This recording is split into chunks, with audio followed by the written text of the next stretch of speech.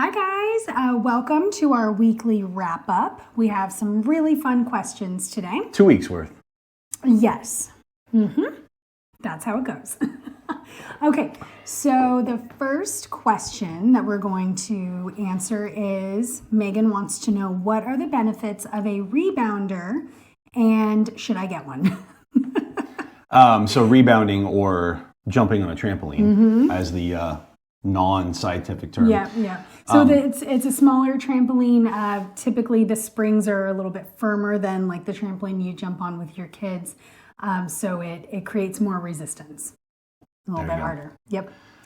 NASA did a ton of science into this, like, I don't know, 10 years ago. The benefits of jumping, right? Yeah, and they're all the way down to what it does at a DNA level. So for all of us non-scientists, we'll give you the just the quick benefits without all of the techie talk.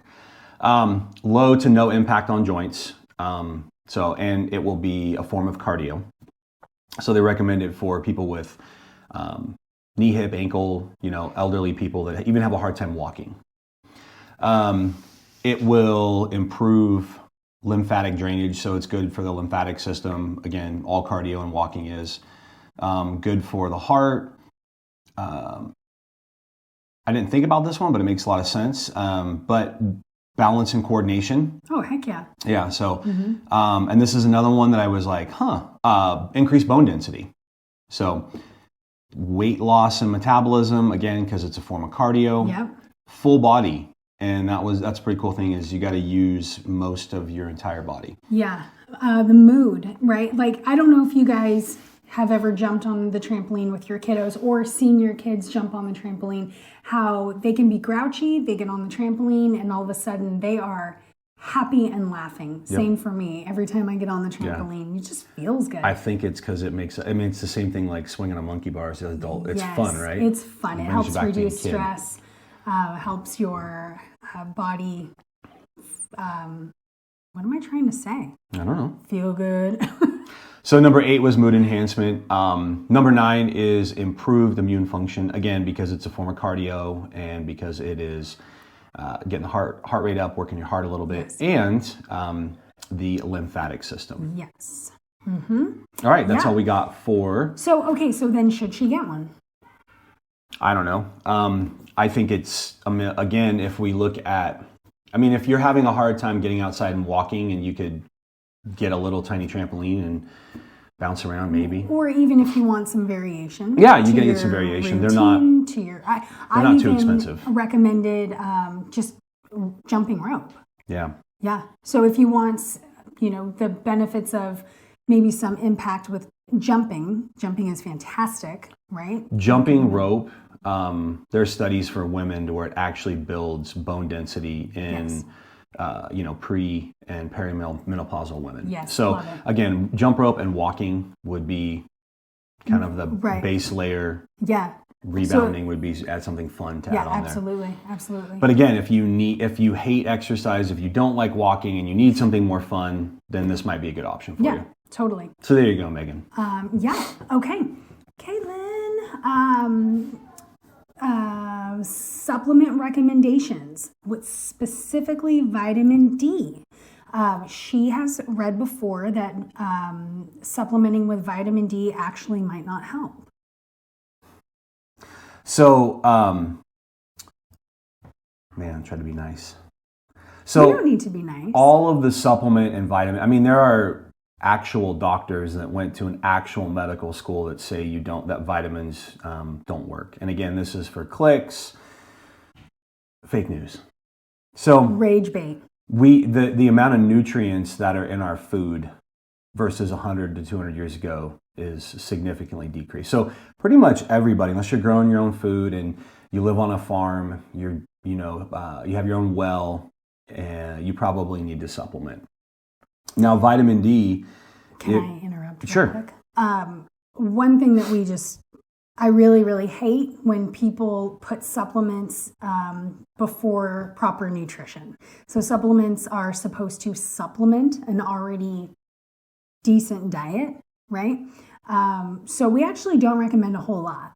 And I think that surprises a lot of people that we only take a few. Well, this was on my pyramid. Oh, yeah. So you guys saw the pyramid. If you didn't, please go watch the little 5-minute video. Supplements is at the very top. You can get most of your nutrients from food. If you will do things like organ meats and cod liver oil, then and also too, maybe you don't need to take any supplements. The less processed food you eat, the more nutrients your body will absorb from your good foods. Yeah, and chewing your food properly. Yes, chewing and slowing down, you'll also absorb more nutrients. So back to vitamin D. Vitamin D, some things came out during COVID, and one of them was like 80+% of people that were on a ventilator in the ER, ICU, just severe COVID, right? They were all vitamin D deficient. It's something crazy like 80+% of North Americans, so United States, Canada, are all vitamin D deficient. Yeah.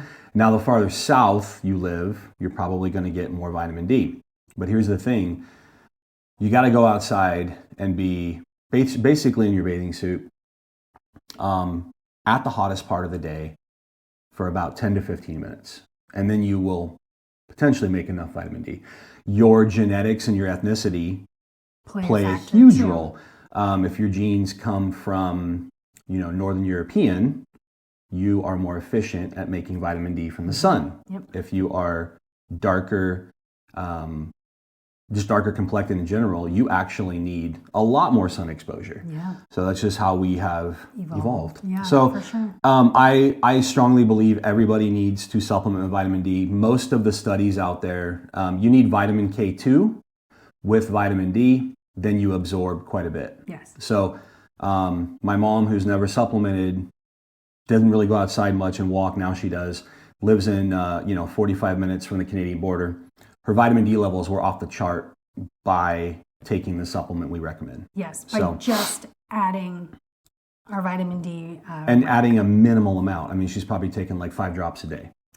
Oh, yeah, which is actually even higher than what the bottle recommends. Yeah. So there's that. Real quick on why I said supplements and try to be nice. All of the RDAs, all of the nutrition recommendations, some of them, which one hasn't been updated since 1968? I just told protein. Mm-hmm. The protein requirement has not been updated since 1968, and it is 0.375 grams per pound of body weight. Mm-hmm. That is probably 1/3 of what we actually need. So when you see RDAs and all these things that doctors saying, those were done a long time ago, and the minimum amount of nutrients to not get a disease, not thrive, not be healthy, not, be a rock star and kick ass. So you need to take vitamin D. You probably need to take magnesium. Those are the two that almost everybody's deficient in. Yep.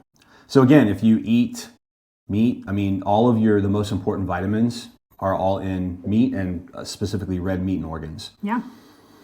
Awesome. And cod liver oil. Yes. Okay. Liz just wanted to know general gut health. Like, she's just kind of interested in it. And I think a lot of people are interested. There's a lot of buzzing around gut health, a lot of, claims of like heal your gut, change your life. I do believe it. So if you could give one tip for how to start improving your gut health, what would it be? Stop putting things into your mouth that go into your gut that screw your gut up. Well, oh my gosh. Okay, great. Thank you. Like, what does that mean? This is very individual too, because for some people it can be grains and gluten, right? If you have gluten sensitivity. Some people it's dairy. Alcohol for everybody is inflammatory and it's not good. It is dose dependent. So if you can have, a couple drinks in a week, you're fine. So it's really the things we put into it. If you're putting processed foods into your gut, you're wrecking your gut. Like, sorry if nobody likes that. That's just the truth. Okay.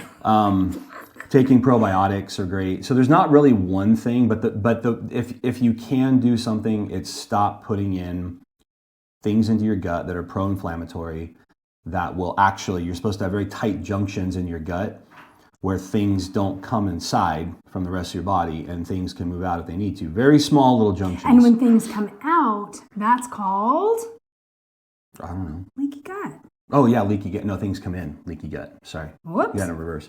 Actually, one of the simplest things that everybody can do, and it actually heals your gut, is, and we'll let you talk about your ginger tea, because it actually heals, makes those junctions tight again. Yeah, it tightens the lining. So tell everybody about what you do for ginger tea. Yeah, okay, cool. So, I would say if you're curious about gut health and you don't know where to start, and maybe you've already cut out a lot of gluten and you don't eat a whole lot of sugar, start adding ginger into your life. We do ginger tea every day. It's fantastic. It's just a chunk, like 1 inch chunk. I've said this so many times. I feel like everybody knows it. Keep saying it. Okay, I'm going to keep saying it. It's a 1 inch chunk sliced into 8 ounces of water. You simmer it for 10 minutes. Good to go. Sip it with some honey and lemon.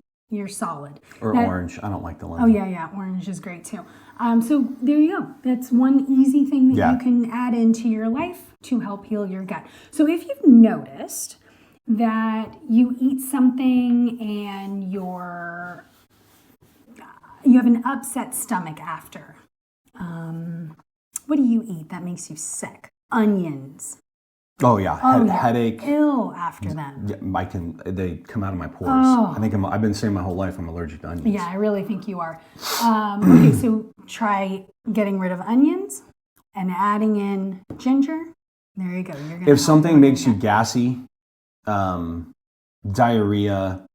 heartburn, don't eat it. Yeah, that is your body. Those are all of the signals. Even if you feel really like what wine used to do to you, yes, like really just allergic, yes, like so congested, like you have allergies. Yep. Like those are your body sending you signals. Like stop eating this shit. Yeah. Like and listen to your body, right? The other thing I'll say this is gut dysfunction, leaky gut. There's so many different terms. Is linked to almost every single modern disease. All the way down, they are finding out things with gut bacteria and depression, anxiety. Yes. The tech gods will get mad about this, but even things with autism. There is research out there. So, and it's not just in your gut; it's your whole GI, all the way down into your lower intestine. So all of that stuff needs to be healthy. Yeah, so, for sure. Yeah. Okay. Anything else? Mm-mm. Good. All right. Melissa, how to lose belly fat. I love it. You need to do 150 crunches a day. No. Go run. Mm-mm. Eat salads. No. Liposuction. Whoop, whoop. Unfortunately, you can't do spot reductions unless you go see a surgeon.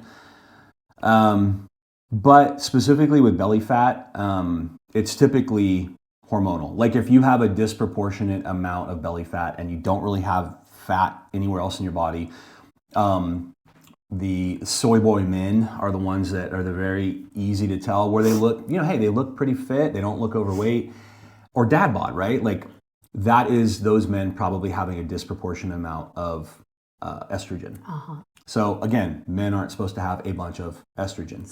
And I'm not talking about a beer belly, because you said, what'd you say about alcohol belly? It looks like a big round square. Yeah. This is like love handles lower, around the belly button. Mm-hmm. The easiest thing to do with that is get your sleep in check. When sleep is good, then your hormones are better. Yes. Yes. Vitamin D, we just talked about. Yes. Vitamin D helps. Vitamin D is technically a hormone.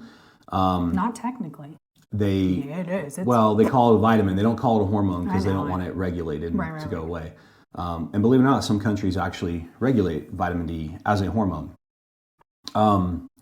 So, and then the other things is going for a walk every day. If you want to specifically really lose fat, trying to get 12 to 14, 15,000 steps a day, you will lose body fat if you're doing increasing your protein.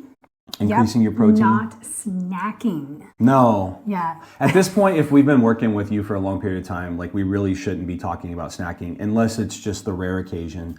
Snacking for your pancakes. Yeah, you just... no, but specifically large meals, 2 to 3 large meals per day, not having little snackies, that will absolutely help with belly fat. Mm-hmm. Yes. I did a funny post yesterday. It was 4 things that you need to stop doing. So you need to sleep. You need to eat meals, specifically high in protein. What else did I say? Oh gosh, never mind. Moving on. That was you, not That me. Was cute. Interesting article or podcast we've heard lately. I've been down a rabbit, and this is Verity. It was too much cardio. Not doing resistance training. So resistance training will help. Okay, so we'll go back to belly fat. Mm-hmm. Resistance training and a high protein. She skipped over protein. Having a high protein diet will increase your metabolism a whole, typically by burning an extra 200 to 500 calories per day. And being in a super low caloric deficit. So just restricting so many calories, that will not help your belly fat. No.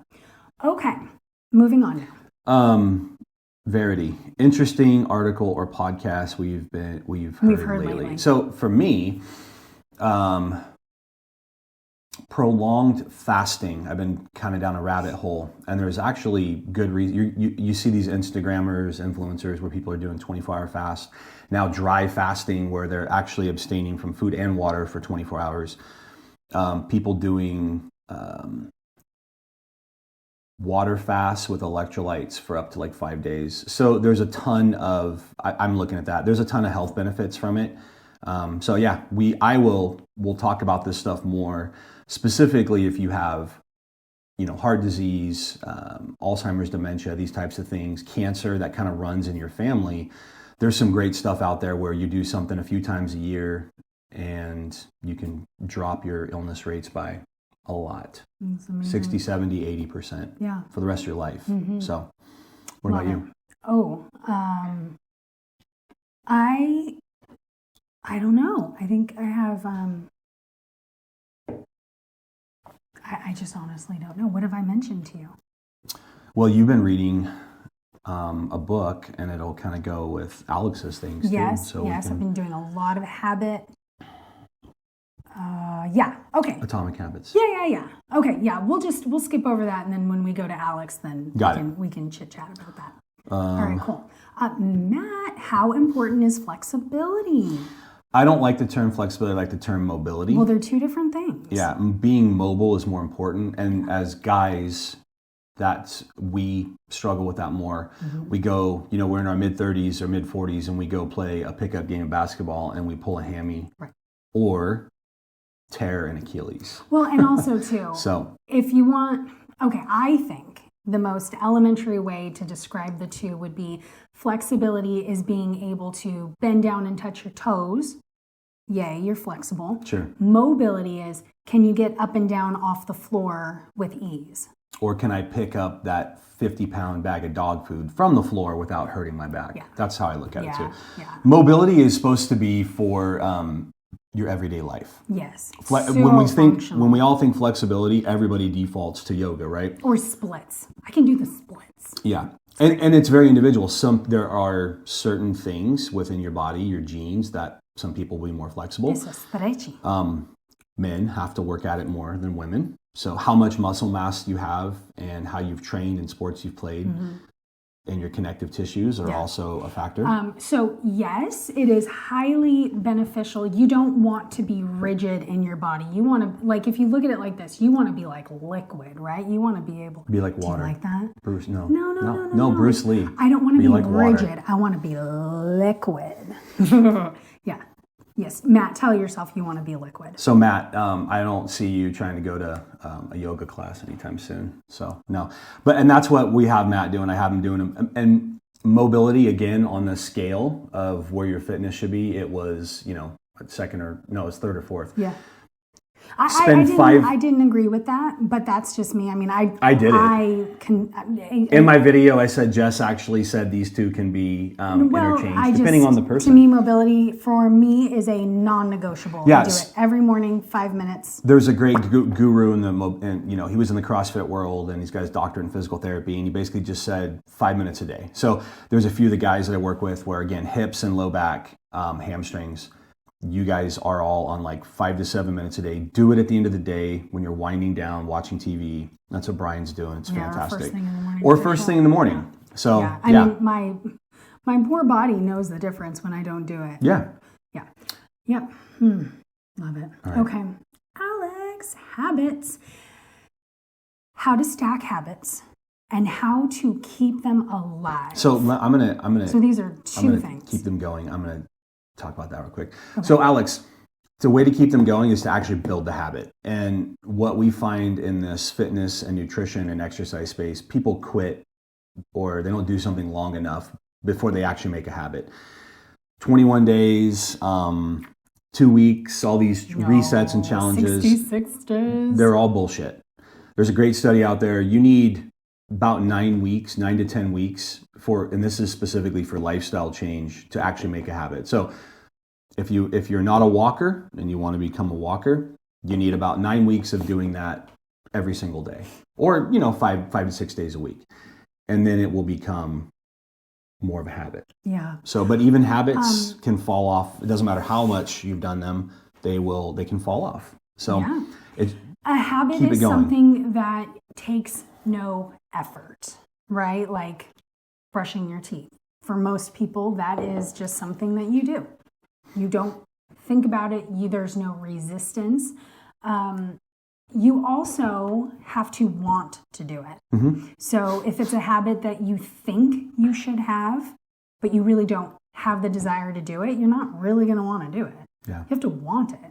Well, and then we get into building willpower. Mm-hmm. So there's willpower and habits, but she's right. A habit, there should be no barriers in your brain. It should just be automatic. Yep. Okay, so habit stacking. Example, if you want to increase your water for the day, one thing you can do is put your water bottle right in front of your coffee maker, and before you drink your coffee, you have your water, you drink it. There you go. You have just stacked a habit.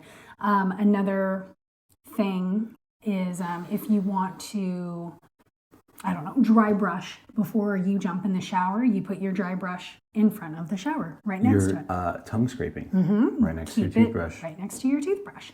Same with flossing. What else? I think those are really good ideas. Yeah, you're trying to, Mel and I were talking about her. You put a new habit next to an already existing habit. Well, yeah, and here's a one that applies more, I guess, to more movement or exercise, right? She was like, walking more, and I said, go put your walking shoes, running shoes, exercise shoes by your door or right where you will see them. What if you put your walking shoes in your pantry? So, right? Is this specific for Mel? For anyone, for any trash panda. Open that pantry, there are your shoes. Oh, there it is. Goodbye. You take my shoes and go for a walk. There you go. We're going to get questions about what's a trash panda now. No, everybody knows at this point what trash panda means. Okay. All right. So you have to want it. You stack them. You pair a new habit that you're trying to build with an already existing habit. And then keeping them going. Just as much nicer about this, and I would tell anybody else, I'm not getting really offended with people saying I'm too nice. Oh, I didn't say you're too nice. You're nicer about certain things. Continue. Yeah, don't tell her too nice. Go look up David Goggins. Go look up Jocko. Just go to YouTube, and you guys will hear their take on all of habits and doing things. And you just got to do shit. Well, you just have to go do it. You're feeling spicy today. I am. We need to put a disclaimer that there's adult words. Saucy talk. So anyways, you just have to do things for them to become habits. You can sit and you can read your motivational quotes and plan and all the different things and optimize your day. You just have to go and start doing these things. Yes. Let me just say, Thinking about the thing is not doing the thing. And what are... Over-scheduling, over-planning. What's the awesome quote though? Overthinkers are underdoers. Yeah. But trying to, even mad at the person next to you because they're doing the thing is not doing the thing. Yeah. So just do the thing. And when we're picking when we want to create a new habit, it's typically good, unless they're little tiny micro habits like we listed, but just pick one thing and start working at it. Yes, please. Don't try to overhaul your life. It just does not work. Yeah. Okay. Paul, number 8, Paul, the mind and how it adapts to stress. Typically not in a good way for most people. Most people, depending on your stress response, specifically it's trauma, it just gets turned down. And we were just talking about this the other day with when you're a young kid nowadays and very violent things on TV and violent video games. Oh yeah, how it desensitizes your brain. Desensitizes you to other things.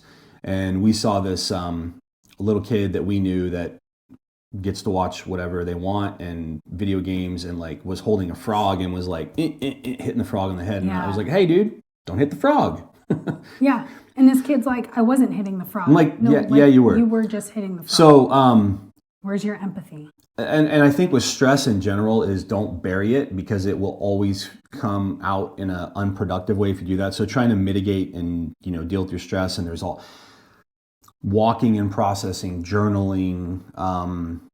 There's all these different ways. So it depends on the stress and it depends on the individual. So a lot of people are very much wired for either, there's 3, flight, fight, or freeze. Mm-hmm. And the people that are wired for fight, you will see their fight response go up, right? So if I'm really stressed and I get annoyed, I'm more grouchy. Mm-hmm. I'm what do you guys call me, the bear? Mm. She actually has the fight response too. But you'll see other people too, they want to run away from it, or they'll just freeze. So figuring out which one of those you are. But again, it's just don't bury the stress, just deal with it.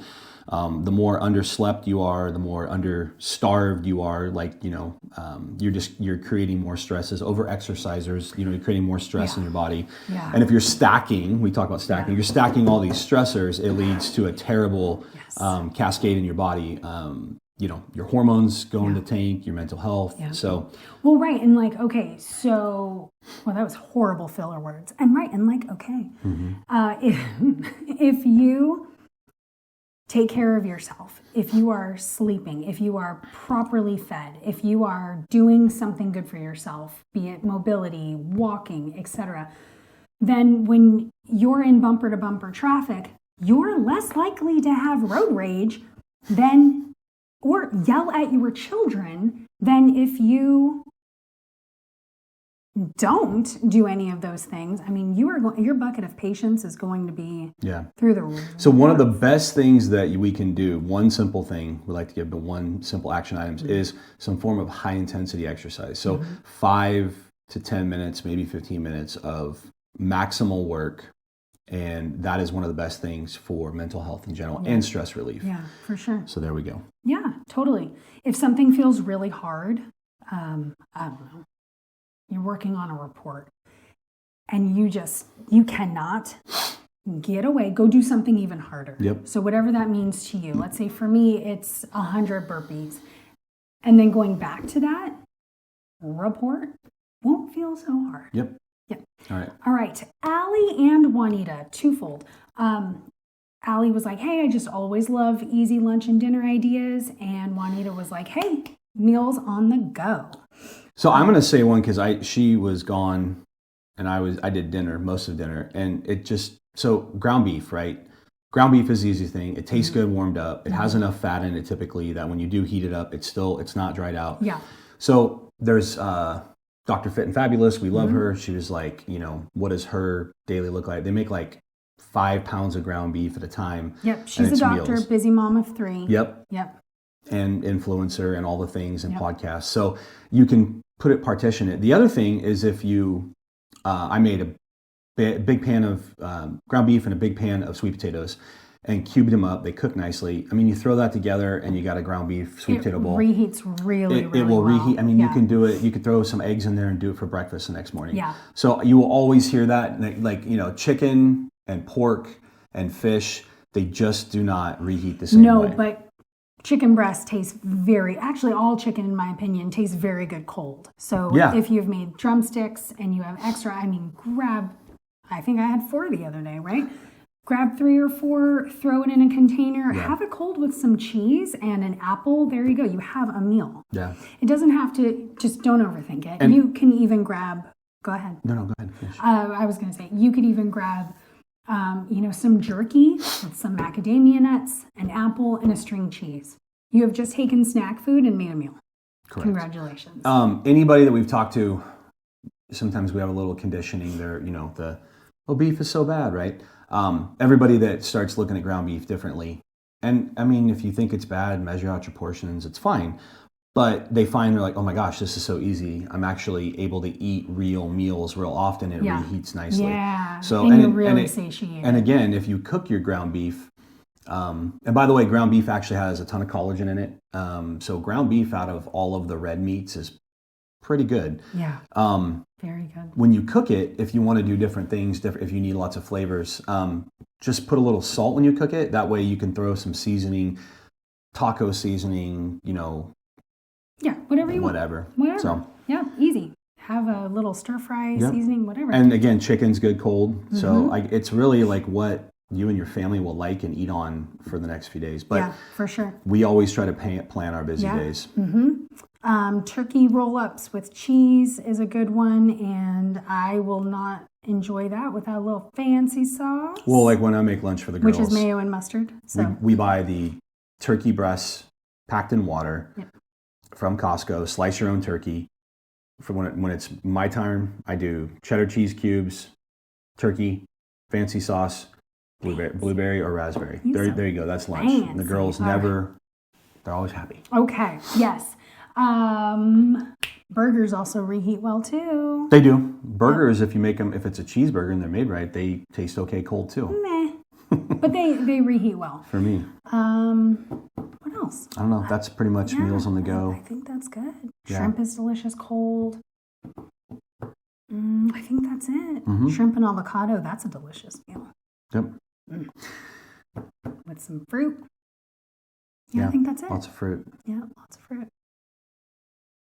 Cottage cheese, fruit, and a protein shake too. Ricotta cheese, if you like it. Ricotta cheese is... I said that the other day too. Is great for... it's one of the best dairy products out there. It's like in the top 5. Yep. All It right, tastes good. I think that's it. All right. I'm hungry. Yeah, all this food talk. All right. All right. Awesome. We'll see you guys later. Talk to you guys in a week or so. Bye. Bye.